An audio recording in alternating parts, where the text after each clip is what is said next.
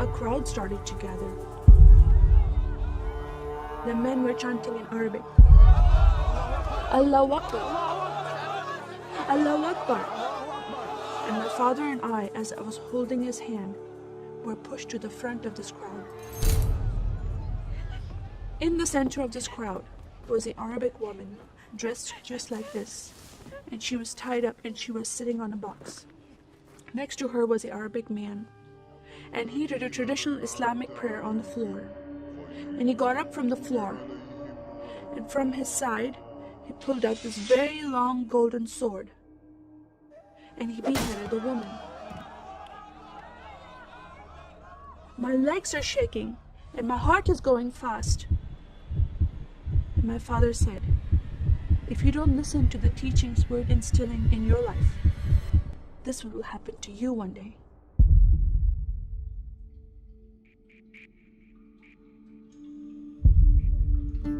I was born and raised in a small country by the name of Kuwait, a community of 98% Muslim population. 2 of my uncles are imams, and 1 is president of a mosque, where I would hear the call to prayer 5 times a day.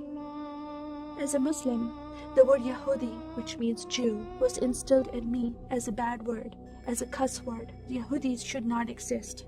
They should be killed, and I never thought to question why would I hate them. I never met Jewish people in my life. They never did anything to harm my family.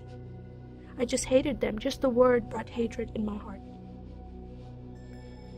It's very important to learn the Quran and the Hadith and even memorize it in Arabic. I even entered a competition where you recite a long chapter in front of Islamic leaders and teachers.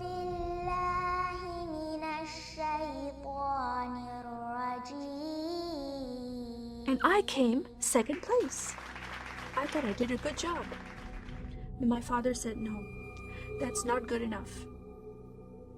Most of my life for me, it was alone, by myself, broken person, in need of love from my family, but I never received it from them. I tried to experience this love from Creator God, from Allah. In my prayer times, I lifted up my hands and I cried out to Allah for help. Please have my father stop beating my mother. Please have my father stop beating me. But no help came. God is not a personable God to Muslims. God doesn't say, "I love you." Saddam Hussein forces came in the middle of the night and invaded the small country of Kuwait. And then they came to my city and they destroyed property and they looted people's home and they stole possessions and they killed the men and they raped the women. Then we were granted asylum status to stay in the US. My grandmother suddenly got very sick. She had a heart attack and she went to the hospital. And 2 days later, she passed away. I was devastated because I lost my best friend. And this lady approached me and asked me if I was okay. And I said, "No, Paula, my grandmother died." And I just started to cry again. At that moment, I was hurting so much, only crying helped. And Paula came to me and put her arms around me and she gave me a hug. And then she asked me a question. "Would you like to go to church with me?"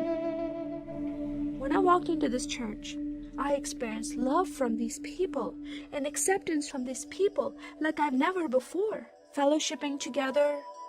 They were men and women together. They didn't have to be separate. No one was judging each other.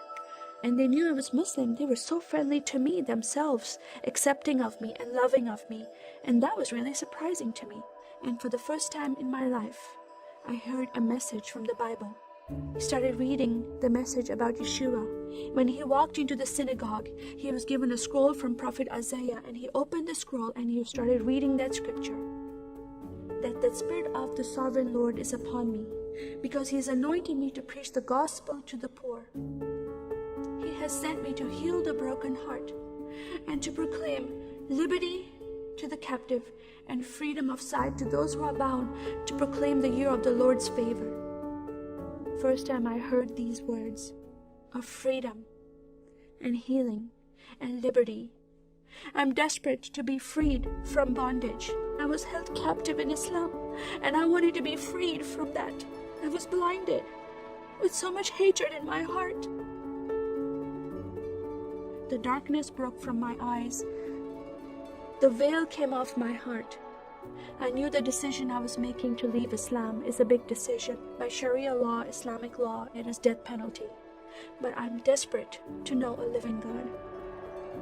In that day, I gave my life to becoming a follower of Jesus.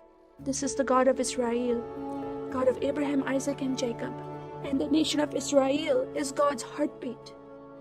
And I said, God, forgive me. I did not know I hated your people.